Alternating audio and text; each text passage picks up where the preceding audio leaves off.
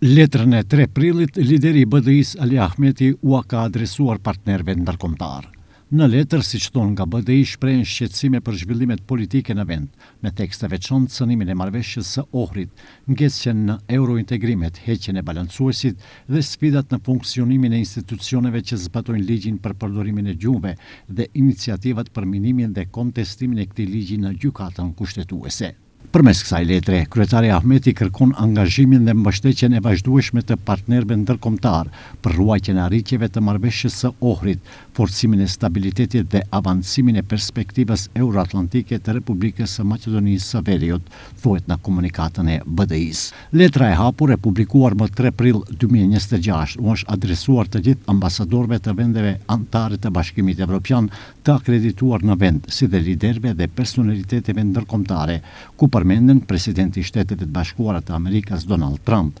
presidentja e Komisionit Evropian Ursula von der Leyen, kryeministri i Mbretërisë së Bashkuar Keir Starmer, presidenti i Francës Emmanuel Macron, kancelari gjerman Friedrich Merz, kryeministrja e Italisë Giorgia Meloni, ish-presidenti amerikan George Bush, sekretarit amerikan të shtetit Marco Rubio, sekretarit të përgjithshëm të NATO-s Mark Rutte e të tjerë.